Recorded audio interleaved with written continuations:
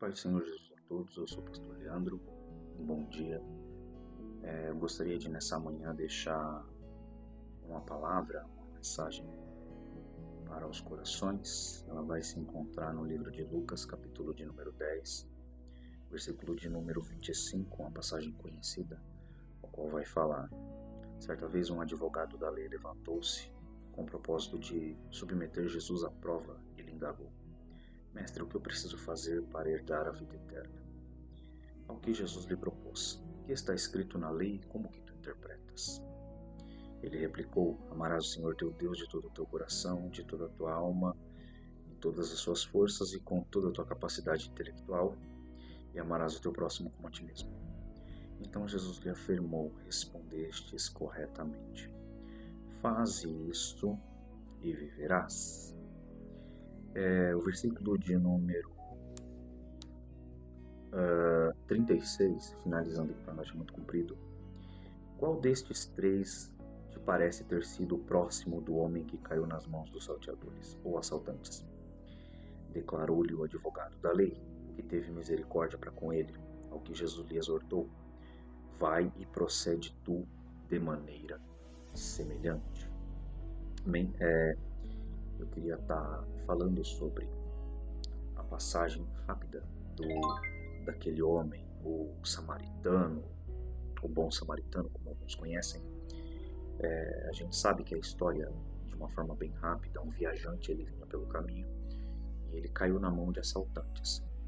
Esses assaltantes espancam ele, roubam ele e deixam ele como morto. Eu acredito que em pequenos espaços de tempo da sua vida, ele tem a esperança de que alguém venha ajudá-lo. E o vislumbre que esse homem tem é de uma pessoa de Deus vindo ao seu encontro, um sacerdote. E o seu coração, acredito que em meio a muita dor, se aquece, dizendo: agora eu serei socorrido. Mas o que acontece é que ele vê esse sacerdote passando por ele com um olhar estranho, de repulsa, e sem entender, eu imagino que esse homem começa a pensar: meu Deus, por que ele não quis me ajudar? Ele tinha a esperança que alguém viria ajudá-lo, mas eu acredito que a maior esperança dele estava quando ele viu aquele homem que se dizia de Deus. Agora alguém vai me ajudar.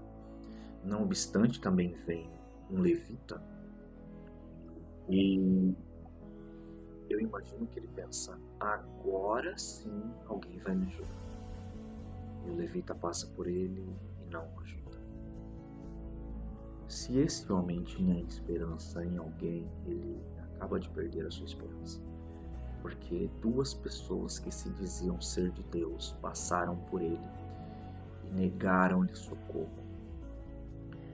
E mais à frente a gente vai ver um homem que não tinha nada a ver com a história, um homem que estava seguindo viagem, um homem que estava seguindo o seu caminho, mas decide parar a sua caminhada, parar o seu dia a dia, parar o que ele estava fazendo para socorrer. E se aquele homem já havia perdido as esperanças na humanidade, ou quem sabe na igreja, Deus levanta alguém provável para socorrê-lo, e esse alguém para o que ele estava fazendo, para o seu caminho, decide dedicar algum tempo para aquele homem. Ele dá do seu azeite, apesar de estar armazenando, ele dá do seu azeite para aquele homem, ele dá do seu vinho para aquele homem, ele leva aquele homem para uma estalagem, ele deixa pago a diária, eu acredito que até o almoço.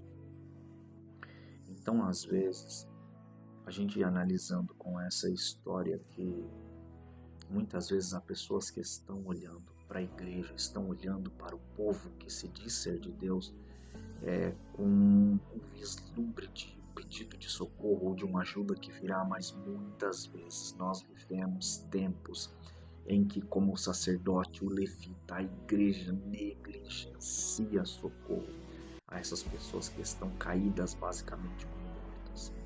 a igreja negligencia socorro. Eu acredito que aquele sacerdote, quando passou, ele disse: não, Deus não me permite ajudar esse tipo de gente, e negligencia. Da mesma forma, o levita, quando passa por aquele homem, diz: não, Deus não me permite ajudar esse tipo de gente. Eu até gostaria, mas se eu ajudar, alguém vai falar. Então, nós vemos pessoas tão preocupadas em seguir a lei, tão preocupadas em seguir protocolos, que se esquecem do que Deus realmente quer.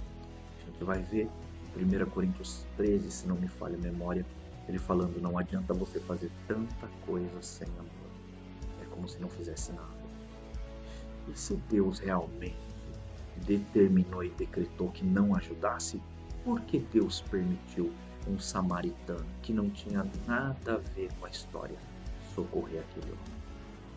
Às vezes, tudo que nós estamos fazendo é seguir regras, protocolos humanos, quando na verdade Deus ele conta com a gente, não para sermos prováveis, não para sermos lógicos, não para sermos pessoas que se enquadram em padrões de sistema, mas pessoas improváveis, pessoas que dizem: Deus, eis-me aqui, se tiver que ir a pé na chuva eu vou, se tiver que sofrer dor por alguém eu sofro, se tiver que parar o meu dia por causa de alguém eu paro, se tiver que dedicar meu tempo eu dedico, mas eis-me aqui. Dois homens que se diziam de Deus, basicamente terminam de matar a esperança daquele homem que estava caído. Quando na verdade, aquele que se diz ser de Deus não faz, Deus levanta um que não diz nada e faz. O que eu quero te dizer: não espere se enquadrar em padrões e leis, protocolos para fazer algo para Deus. Deus ele espera a sua atitude de amor. E para você que muitas vezes está meio sem esperança, ou como aquele homem caído, arrebentado, perdendo as esperanças, eu te digo: ainda que a ajuda não vier de quem você espera, Deus vai levantar alguém para te socorrer, para te ajudar, para te estender a mão.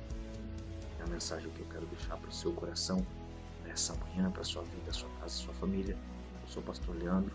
Que Deus abençoe e tenha uma excelente manhã, excelente semana, em nome de Jesus.